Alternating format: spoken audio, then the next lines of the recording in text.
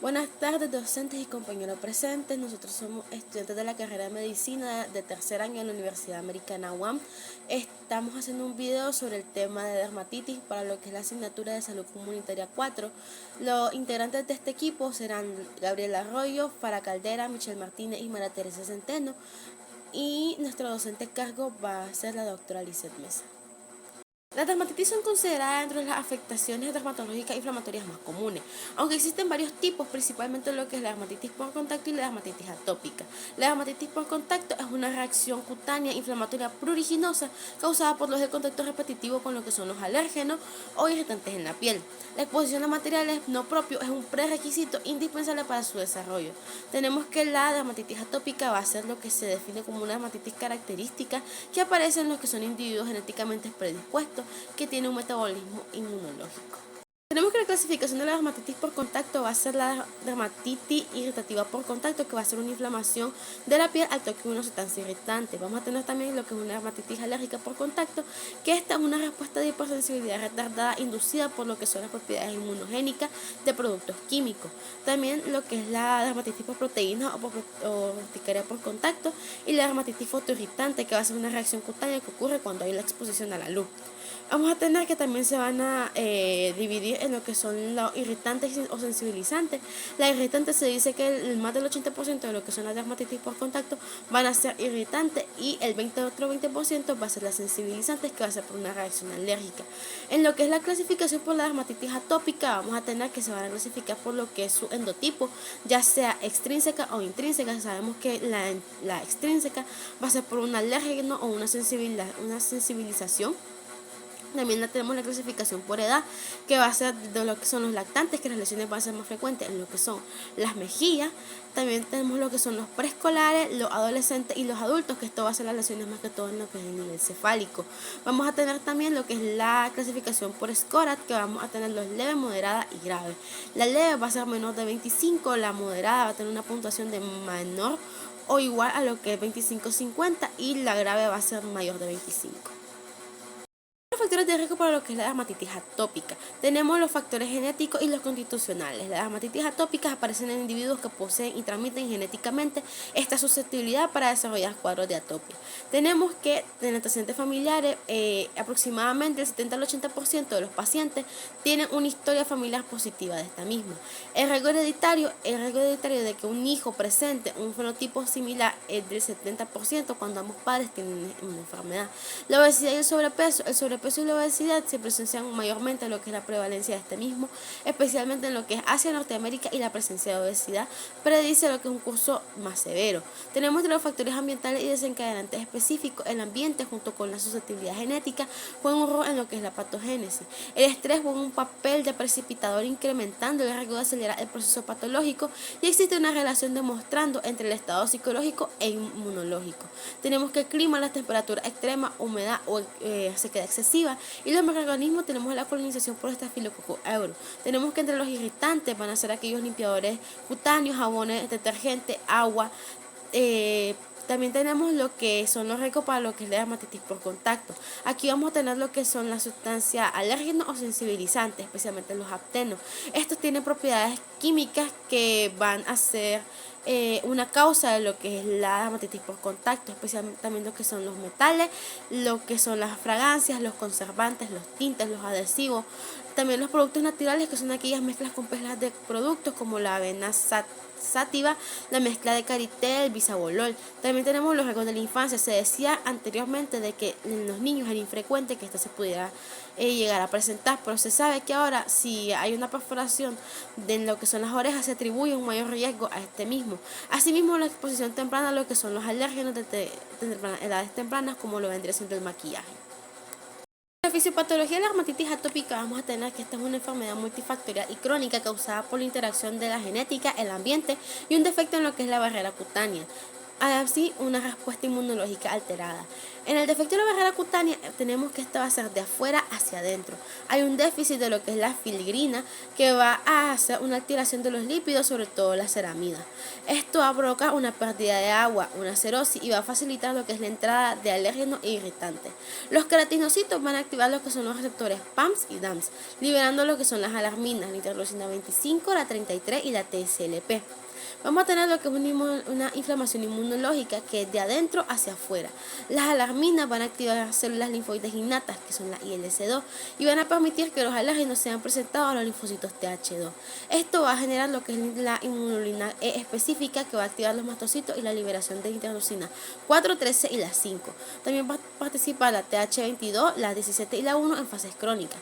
Las citocinas como la interleucina 4, 13, 31, la TSLP va a producir lo que es el prurito, creando el círculo prurito rascado que daña más la barrera.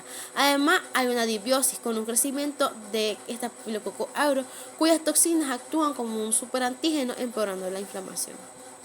En la fisiopatología de la dermatitis por contacto se dice que esta es una inflamación causada por la exposición a sustancias ambientales. Van a existir dos tipos con mecanismos fisiopatológicos completamente distintos. Tenemos la dermatitis irritativa por contacto, que esta va a ser del 80%. Se produce por daño directo de la piel por irritantes. Estos van a alterar lo que es el pH y los lípidos, provocando una inflamación inespecífica. Esta no requiere sensibilización previa, lo cual nos va a servir para una diferenciación con la siguiente, y depende de la concentración y el tiempo de exposición. Ahora tenemos lo que es la dermatitis alérgica por contacto, que esta va a equivaler a lo que es el 20%. Esta sí es una hipersensibilidad retardada tipo 4 mediada por linfocitos T. Va a estar causada más que todo por lo que son los aptenos, los metales, las fragancias, los conservantes. Esta, al contrario de la primera, va a requerir dos fases. Tenemos la fase de la sensibilización. Aquí el apteno va a penetrar la piel, se va a unir a las proteínas y va a estar presentado a los linfocitos T y se va a formar una memoria inmunológica, al contrario de la primera. Aquí vamos a tener lo que es la segunda fase, que es la reexposición. El alérgeno vuelve a entrar en contacto, se activan los linfocitos T de memoria y se genera la inflamación y el eczema. ¿Por qué? Porque nuestro cuerpo ya está inmunizado ante este y va a reconocer al antígeno. Para la realización de la anamnesis vamos a centrarnos en la identificación de la predisposición, así como los desencadenantes que tenga el paciente, indagando en antecedentes personales como la edad de inicio, el historial de atopías como asma, rinitis, conjuntivitis alérgica o inclusive dermatitis previa. También vamos a indagar acerca de la susceptibilidad a diferentes infecciones cutáneas como foliculitis o virus del herpes simple 1. Y si tiene desencadenantes, cómo lo pueden llegar a ser el estrés o emociones fuertes. Entre los antecedentes familiares tenemos que indagar si hay historial de familiares directos con dermatitis o en general con atopías. Entre los síntomas a tomar en cuenta para la anamnesis están el prurito intenso, que es el síntoma cardinal, trastornos del sueño por el prurito, exacerbaciones tras el consumo de algún alimento, el cambio de clima o inclusive el estrés, puede llegar a haber ardón o quemazón. Y hay que indagar acerca de cómo son los episodios, si son crónicos o si son episodios intermitentes. Algunos signos asociados que podemos llegar a ver en el examen físico que nos pueden comentar los pacientes son la cerosis generalizada, o sea, la piel seca generalizada, costras, podemos llegar a ver el pliegue de Denny Morgan, que estará una imagen arriba, la hiperkeratosis folicular e inclusive eritemas, fístulas y descamación en algunas zonas que pueden llegar a ser evidentes, quizás en manos, descamación perioral y en el pezón, dependiendo de la dermatitis. Hablando del examen físico, primeramente acerca de la dermatitis atópica, vamos a tener lesiones que van a tener eritema, pápulas, vesículas, costras, erosiones e inclusive cerosis. La vamos a dividir por edad, su distribución. Primeramente vamos a tener en lactantes de 0 a 2 años, la distribución va a ser en caras, mejilla, respeta zona perioral y también puede aparecer en cuero cabelludo, así como en cuello, y en superficies extensivas como dorso, mano, pie y tronco. En el infantil de 2 a 12 años vamos a tenerlo en la flexura, la fosa antecubital, así como la poplitea y en muñeca y tobillo. En adolescentes y adultos también la vamos a tener presente en flexura, así como cuello, mano, pies, cara y antebrazo. En el caso de la dermatitis por contacto, vamos a tener una lesión que va a tener eritema, descamación y fisuras, y en casos graves, pues erosión. La distribución de esta comúnmente va a llegar a ser en manos, especialmente en personas que se dedican a la limpieza, que pueden estar expuestas a alérgenos, en zona perioral, en pezones y en área de pañal. En la dermatitis alérgica vamos a tener una lesión con un eczema típico de eritema, vesícula, exudación y costra. la distribución de esta va a ser localizada en el sitio de contacto con el alérgeno. Si se tuvo un contacto con metales, comúnmente puede llegar a ser en lóbulos, cuellos, dedos o muñecas, según la prenda que se haya utilizado. Por fragancias puede llegar a ser en caras o manos o algún cosmético. En adhesivo o algunos tintes puede llegar a afectar el cuero cabelludo o zona de aplicación. Ok, hablando acerca de los exámenes complementarios, en el caso de la dermatitis atópica, esta se diagnostica clínicamente porque no existe un examen de laboratorio que confirme el diagnóstico por sí solo. Sin embargo, en pacientes moderados a graves o cuando el caso es dudoso, se piden estudios para evaluar la gravedad, identificar alergia o descartar otras enfermedades. Dentro de los estudios más importantes tenemos la inmunoglobulina E total en sangre. Esta se eleva en alrededor del 80% de los pacientes con dermatitis atópica. Valores muy altos pueden hacer pensar en inmunodeficiencias o dermatitis atópica muy severa. Tenemos, si la inmunoglobulina E es normal, la probabilidad de dermatitis atópica extrínseca es menor. También tenemos la inmunoglobulina E específica, que esta se da en pruebas cutáneas como el PRIC o el parche alérgico. No diagnostican dermatitis atópica, pero ayudan a detectar alergias a alimentos o aeroalérgenos que empeoran la enfermedad. Útiles con la relación clara entre exposición y brotes. También tenemos los eosinófilos, que estos suelen estar elevados. Se asocian con inflamación severa. También tenemos lo que es el LDH, que este va a aumentar significativamente con la inflamación intensa, aunque no es específico. Y también tenemos la biometría hemática y los estudios generales. Estos se solicitan en una dermatitis atópica moderada a grave o antes de usar inmunosupresores. También tenemos lo que es la biopsia de piel, solo cuando el caso no mejora y se sospechan otras enfermedades que imitan la dermatitis atópica. Tenemos los estudios para inmunodeficiencias que en niños que presentan dermatitis atópica severa con infecciones repetidas y la evaluación emocional, la ansiedad y la depresión. La dermatitis atópica grave afecta mucho lo que es la calidad de vida, por lo que se recomienda evaluar estos factores. También tenemos lo que es, en el caso ya de la dermatitis por contacto, en este caso sí existe una prueba diagnóstica muy precisa, que es la prueba epicutánea o patch test, que es el estándar de oro para diagnosticar dermatitis alérgica por contacto. Consiste en colocar en la espalda parches con sustancias que comúnmente producen alergia, ya sea metales, perfumes, conservadores o cosméticos. Si el parche causa una reacción en el sitio, se confirma la alergia. Se recomienda especialmente cuando la dermatitis afecta manos o muñecas, también cuando el paciente usa muchos lo que son los productos tópicos y la dermatitis atópica no mejora, lo que hace sospechar que en realidad es una dermatitis por contacto.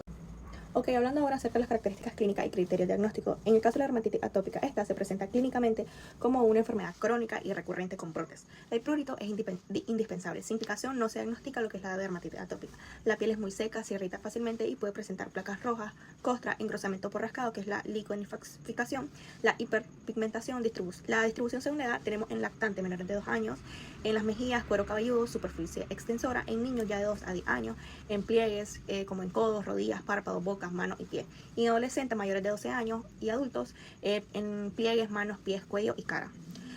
Vamos a tener lo que es la evolución de las lesiones. Tenemos las agudas, que estas van a aparecer enrojecidas, con exudado, pequeñas vesículas, y en las crónicas van a ser secas, gruesas y con cambios de color. Dentro de los estigmas del atópico tenemos lo que son el pliegue doble en párpados, que se conocen como Denny Morgan, las líneas en palmas muy marcadas, la queratosis pilar y la piel muy seca. Ok, ahora acerca de los criterios diagnósticos. En el caso de la dermatitis atópica, que son los criterios diagnósticos de Williams, el criterio esencial es el prurito.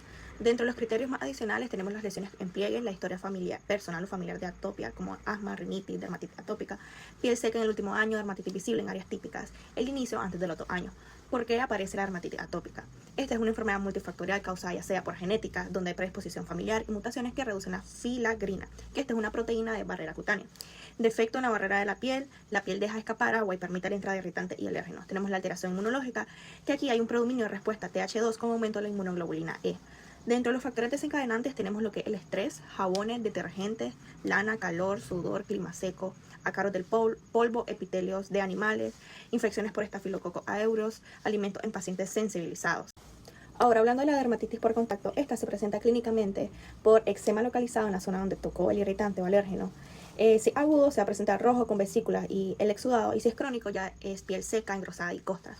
La mano es la zona más afectada con el 65 a 70%, sobre todo en trabajadores expuestos. Dentro de sus tipos y causas tenemos la dermatitis irritativa por contacto, que esta es la más frecuente al 80%. Este es un daño directo a la piel causado por jabones, alcohol, agua, guantes, productos de limpieza, y esto es común en personal de salud, limpieza y cocina. Tenemos la dermatitis alérgica por contacto. Esta es una alergia verdadera, una hipersensibilidad tipo 4, donde las sustancias más comunes son el níquel, perfumes, conservantes, cosméticos, los tintes, los adhesivos y productos naturales, ya sea el bálsamo del Perú, propóleo, aceite de árbol del té. Ya en caso del diagnóstico, el diagnóstico de la dermatitis alérgica por contacto se confirma por PAT-test, y la dermatitis irritativa por contacto, el diagnóstico es clínico y depende de la historia de exposición. El tratamiento farmacológico tiene como finalidad restaurar la barrera cutánea y reducir la inflamación, adaptándose a la localización y las características del paciente. El tratamiento tópico es la base e incluye corticoides como hidrocortisona, betametasona y mometasona seleccionados según la potencia y la zona afectada.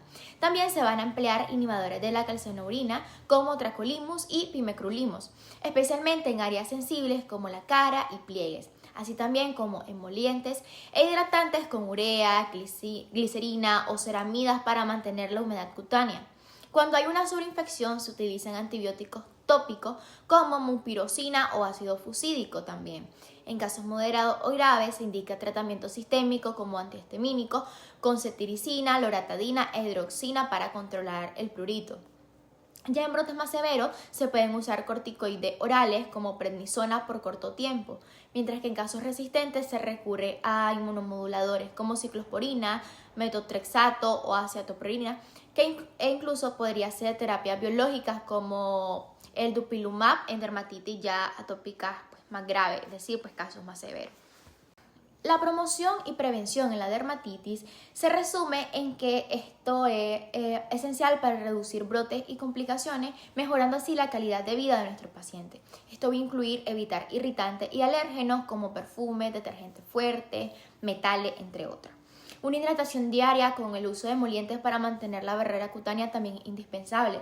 Tener una higiene adecuada con jabones neutros y baños cortos con agua tibia. Preferir la ropa cómoda de algodón y evitar prendas ajustadas. También tener la educación y un seguimiento para enseñar al paciente a reconocer los brotes y de igual forma usar correctamente los tratamientos o los fármacos mencionados anteriormente. En sí, el objetivo es prevenir las recaídas, detectar los síntomas temprano y fomentar el autocuidado para mejorar la calidad de vida y por ende tener una respuesta un poco más favorable frente a estas medidas. En conclusión, la dermatitis es un grupo de enfermedades inflamatorias de la piel con un gran impacto en la calidad de vida del paciente, ya que esto comprende sus diferentes tipos como la dermatitis atópica, por contacto, las cuales nos van a permitir identificar los factores de riesgo, los mecanismos fisiopatológicos, las manifestaciones clínicas, lo que va a ser fundamental para un diagnóstico oportuno y preciso. Una anamnesis detallada también, junto con la evaluación de las lesiones, la distribución anatómica y los exámenes complementarios, van a constituir la base para establecer los criterios diagnósticos adecuados. En síntesis, un enfoque integral que va a combinar el diagnóstico temprano, el tratamiento adecuado y las medidas preventivas nos será esencial para controlar la dermatitis, disminuir los brotes y favorecer una mejor calidad de vida en quienes la padecen. Espero este video haya sido de su agrado y haya aportado un poco a su conocimiento. Gracias.